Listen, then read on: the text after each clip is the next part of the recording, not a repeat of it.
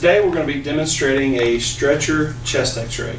The routine views are going to be an AP and a lateral. Of course, the patient is coming in on a stretcher, so we want to try and make the stretcher as erect as possible. We want the patient sitting up as much as they possibly can.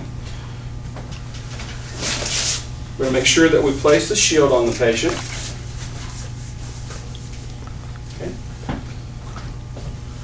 We're going to be using a 14 by 17. Film will be crosswise behind the patient for the AP.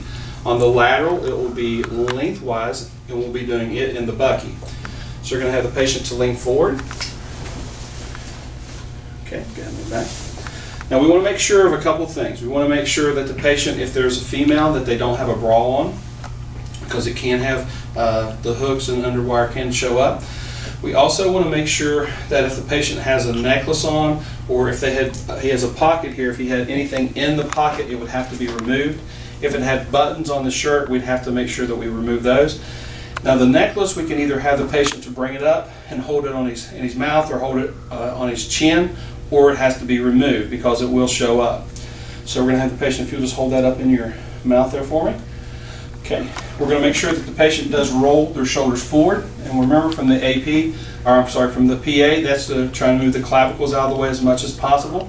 We do want to have them relax your shoulders down also. That's so we can see the clavicle more clearly, see or below the apices of the lung. We should see approximately 2 to 3 ribs above the clavicle. Okay, the film is going to be again 1.5 inches above the shoulders. We just want to make sure we use correct marker placement, and it'll be at the top of the film here. Our SID is going to be 60 to 72 inch SID.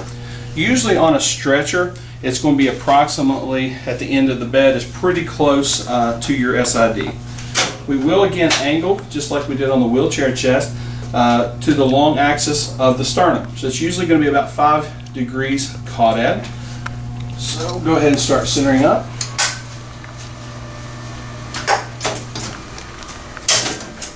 Our centering on the patient here, we'll palpate the jugular notch, and we're going to be about 3 to 4 inches down, and that will be about the level of T7. Then we want to make sure that we are centered to our film, and we are. Just move it just a tad bit up, and centered to our film. Again, shoulders forward and down. Okay, the technique for this is going to be 96 kV at 2 mass. We want to make sure that the marker is in the light field but is not obstructing any pertinent information. Respirations for this will be second full inspiration, trying to expand the lung field as much as possible. On the AP projection, we hope to see at least 8 to 9 ribs.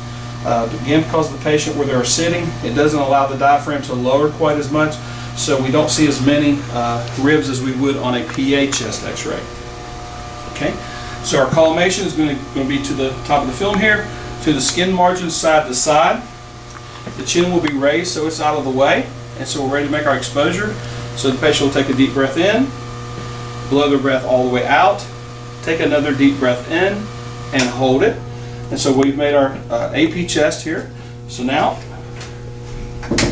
I'll take the film out.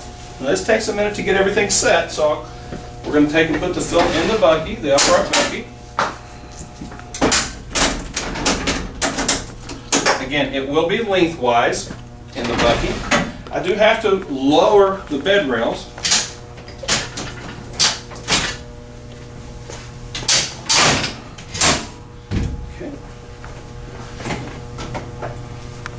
Here to lower that rail for me. And you'll push it again, it'll lower all the way down.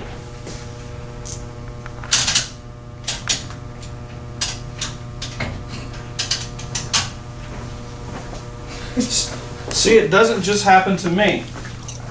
So,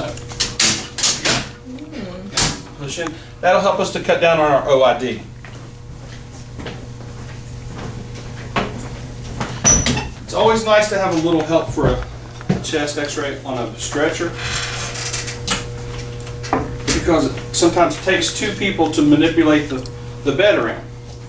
I am going to have the patient to lean forward. We're going to put the sponge behind them so we can try to get them away from the stretcher so we can make sure we don't clip any of the back of the lungs.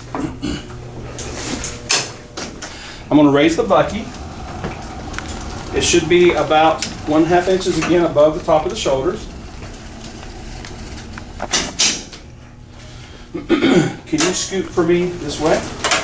I'm having them scoot as close to the board as I possibly can because we want to try and reduce as much of the magnification, the OID here. So we're trying to cut that down as much as we can. We are going to use a 72-inch SID. Our technical factors will be 117 to 125 center cell. So we've got the bucky upright where we need it to go. We've got our 72-inch SID. We're going to move the patient so that we are centering to the MCP. If you would bring your arms above your head for me. Okay. Having the patient bring their arms forward.